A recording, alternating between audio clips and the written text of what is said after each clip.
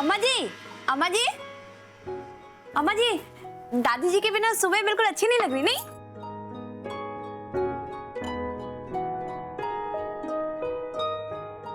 माता जी कहाँ हैं? आई नहीं अब तक नाश्ते के लिए? नहीं, वो नहीं आई। क्यों? बहुत दुखी है वो। नहीं, उनका मन हमारी तरह सहनशील नहीं है ना, कि घर में ये जो कुछ भी चल रहा है उसे वो सह ले। इसीलिए पूजा के बाद वो मंदिर चली जाती हैं। हाँ, वो विश्राम के साथ किसी को भेज दीजिएगा। मुन्ना का सामान हमें कोठरी में रखवाना है,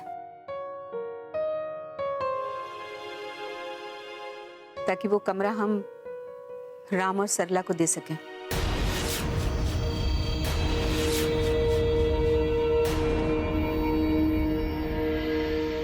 अम्मा,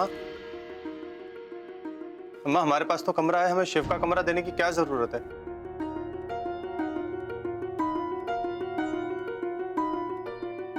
हाँ अम्मा जी, हमें शिव भैया के कमरे में मत भेजिए, हम ऊपर ही ठीक है।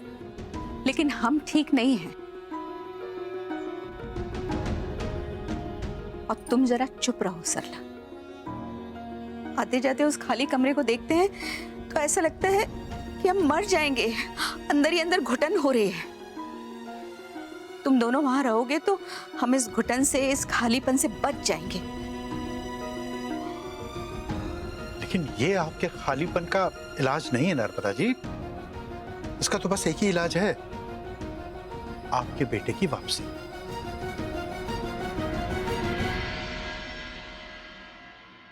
सच कह रहे हैं हम।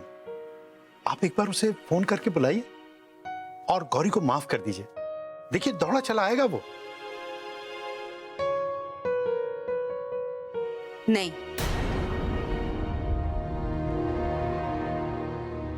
हम में अब शक्ति नहीं बची है किसी को माफ करने की। वैसे भी हमारी हैसियत क्या है इस घर में? हम होते कौन हैं किसी को माफ करने वाले? क्यों कह रही हैं आप ऐसा? क्यों कर रही हैं ये सब? दुखी कर रही हैं आप। आपके इस व्यवहार से सबको तकलीफ हो रही है।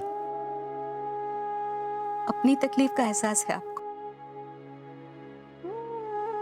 लेकिन आपने कभी हमारी तकलीफ के बारे में सोचा है? आपके इस तरह झूठ बोल के मुन्ना को मुंबई भेजने से हमें कितनी तकलीफ हो रही है, इस बात का एहसास है आपको?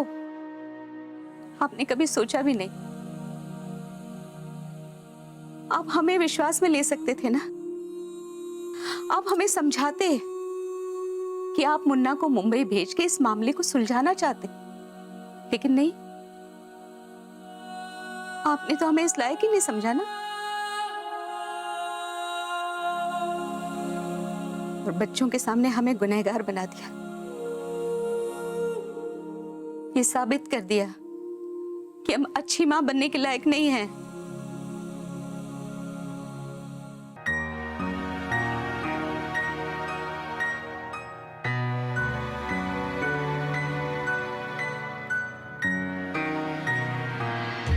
बाबूजी, कुछ परेशान दिख रहे हैं?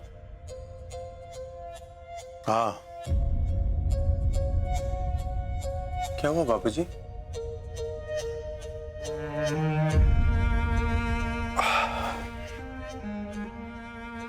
परेशान तो है बेटा। तुम्हारी अम्मा का बर्ताव बड़ा अजीब सा हो गया है। हमारी तो कुछ समझ में नहीं आ रहा है। अब ये उन्होंने शिव का कमरा खाली करवा लिया है, पता नहीं आगे क्या करेंगे। हमें भी चिंता हो रही है बाबूजी। सरला भी बहुत दुखी है। कल रात हम दोनों सो नहीं पाए, अम्मा के बारे में ही सोचते रहे। हमारा भी यही हाल है। हमें इस बात की चिंता हो रही है कि शिव को जब पता चलेगा कि उसकी अम्मा ने उसका कमरा खाली करवा लिया तो क्या बीतेगी उसके दिल पर। जी, उसे पता चल चुका है। क्या? कैसे? वो हमारी बात हुई थी कल उससे। अच्छा, उसे बहुत बुरा लगा होगा ना? जी, पहले तो उसे बहुत बुरा लगा, लेकिन फिर उसने अपने आप को संभाल लिया। उसने कहा अम्मा इस वक्त हर्ट है इसलिए ऐसा कर रही है, वो जल्द ही आकर अम्मा को मना लेगा।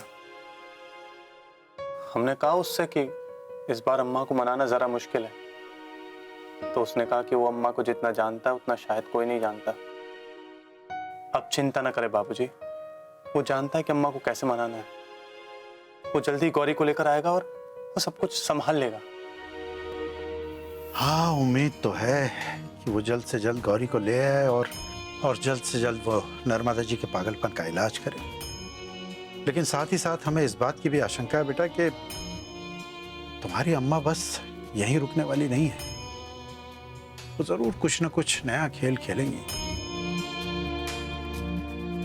क्योंकि वो अपमान की आग में झुलस रही है।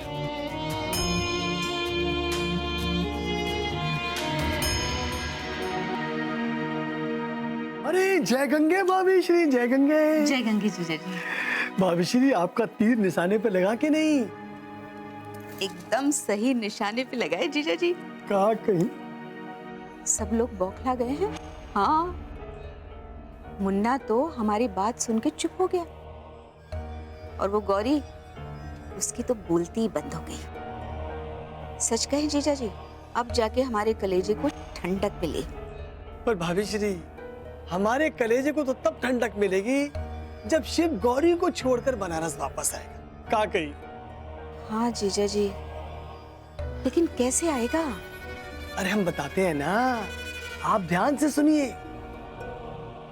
आप किसी भी तरीके से शिव को जायदाद से बेदखल करवा दीजिए बस। फिर देखना कैसे सावंत साहब स्वयं शिव को वहां से भगाते हैं। अरे किस बाप को ऐसा दामाद पसंद आएगा जिसके पास ना घर हो ना पैसा? कहा गई? एकदम सही कही जीजा जी। आप एकदम निश्चिंत रहिए, आपका ये काम हम जरूर कर देंगे। लेकिन उससे पहले आपको हमारा एक काम करना होगा। ये खबर आपको अभी इसी वक्त गौरी के बाबा तक पहुंचानी होगी। अरे भाभी श्री, हाथ कंगन को आरसी क्या? अरे अभी लगाते हम गौरी के बाबा को फोन। घंटी बज रही है।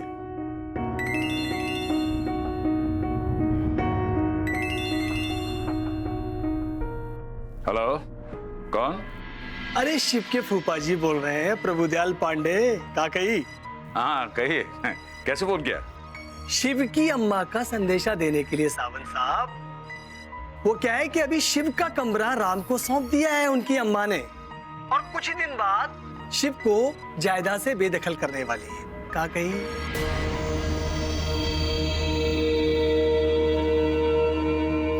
हाँ तो ये बात आप मुझे क्यों बता रहे हैं?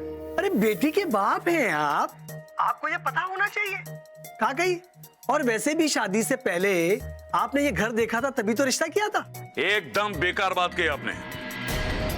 अब मैं आपको अच्छी बात सुनाता हूँ। हमने वो घर नहीं, शिव को देख के शादी की थी। तो कि शादी से पहले बनारस सिर्फ गंगा नहाने के लिए आए थे? कहा कहीं ऐसा ही समझो। हाँ, क्या हुआ जीजा जी? अरे आपने फोन क्यों कट कर दिया? उन्हें खरी कोटी क्यों नहीं सुनाई? अरे भाभी श्री जा, सुई चुभने से काम चल जाए, वह तलवार चलाने से क्या फायदा? आप ये सब छोड़िए, आप तो जाइए और माता जी के कान भरिए। जल्दी से शिव को जायदाद से बेदखल करवाइए, और साथ में अपने पतिदेव की लगाम को जरा कस के रखिए, क्योंकि वो आपके रास्ते में रोले जरूर अटकाएंगे। काकई, जीजा जी आप चिंता मत कीजिए, हम सब समझ गए। हमें जायदाद से बेदखल करेंगी, लोग बातें बनाएंगे, आपको और तकलीफ होगी। हम आपका काम आसान कर देते हैं। हम अभी इसी वक्त शुक्ल खानदान की सारी जायदाद से अपने सारे अधिकार त्याग रहे हैं। ये जो कुछ भी आप कर रही हैं ना, उससे जीत नहीं पाएंगी आप। हम जायदाद तो छोड़ देंगे, लेकिन आपकी ममता पे जो हमारा अधिकार है वो हम कभी नहीं छोड़ेंगे।